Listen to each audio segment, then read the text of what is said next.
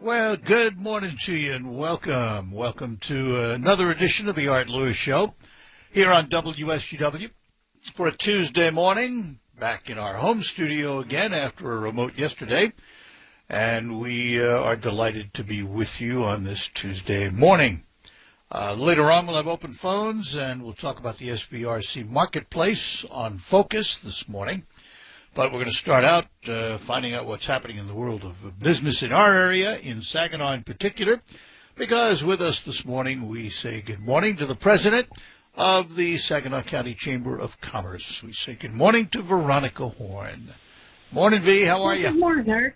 I am very well. Good morning. Good morning to your listeners. I'm very well. Had my first COVID shot, and I'm on deck on Friday for the second one. So we're feeling good. Yep, I had my both, and I didn't have any reactions. You talk to some people, and there's reactions all over the place. Others, like me, absolutely nothing. So yeah, mine was like 48 hours later, and I was fine. When I went to bed, my joints all ached, and I'm not sure if that wasn't psychological. So, but I've done very well, and I hope that doesn't deter any listener from getting vaccinated. We need to do this. I hope everybody does. Absolutely. Absolutely. Well, here we are a year later, though. Obviously, COVID-19 has taken a toll on business. Beginning to see any recovery? A little in certain sectors, but by and large, I mean, one of the coalitions that we've been involved with is Reopen Michigan Safely, with our focus being on offices. Right now, the administration has a rule in place that's ambiguous, and people don't understand it. So when she closed everything down, it was, if you have the ability to work from home, you must work it from home. And in fact, it says the rule enforced by MIOSHA, Michigan Occupational Safe and Health Administration, says the employer shall create a policy prohibiting in-person work for employees to the extent that their work activities can feasibly be completed remotely. That is due to expire on April 14th. And so our efforts are to get clarification on this, because we're being told, well, no, it's not exactly that. If you want to go to work, you can go to work.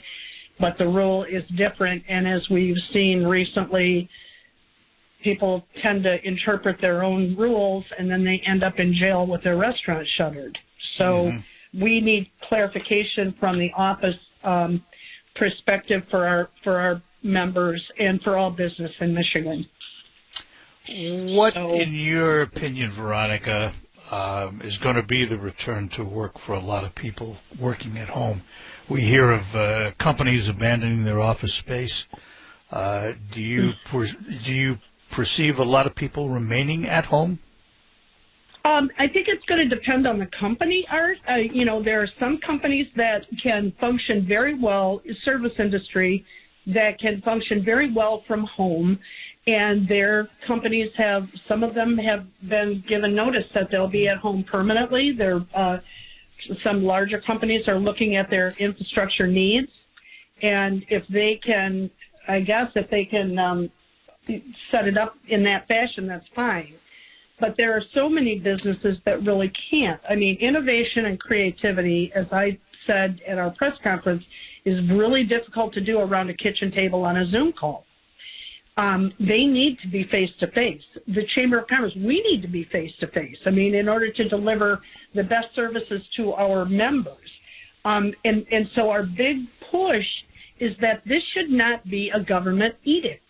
If people are getting vaccinated, there's a certain point where we will have herd immunity. We can safely come back to work, and it should be up to the decision of the business owner and their employees. Do they feel comfortable working together to be able to come back and work in person with safety protocols in place? The protocols are out there, but we're not allowed to use them. It was kind of like at the beginning of the shutdown, we got a lot of information on how to make your workplace safe. And so many of our member companies spent thousands of dollars to get plexiglass, to get, separation, to get space, for example, the company Space. They have a product that will not just like kill the virus, but it's an application that you only have to do it once and you're safe. So a lot of our companies have spent thousands and thousands of dollars to make it safe, only to be told go home. Yeah.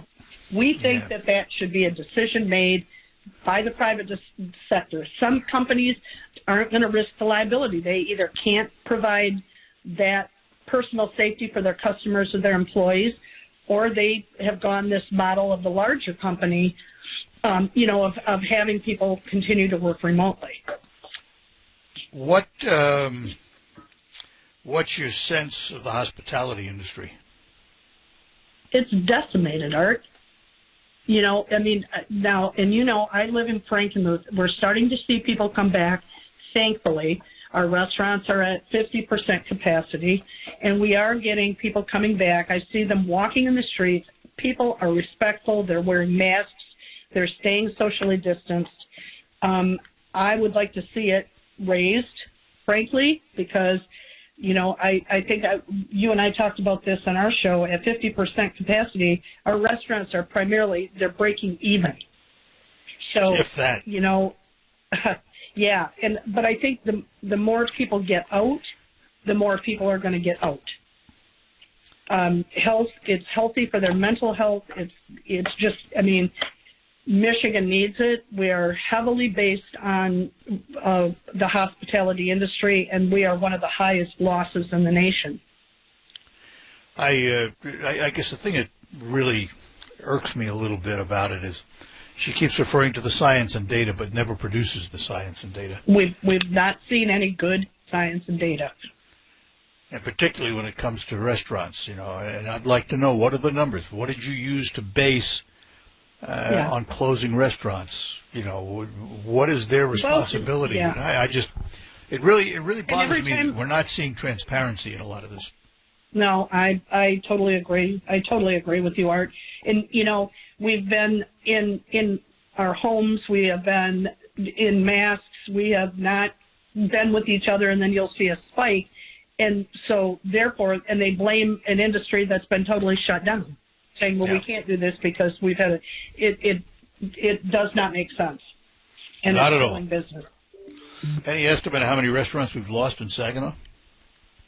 What did I hear? I don't know specifically in Saginaw, but it was it's over 3,000 statewide that will never open their doors again. Wow.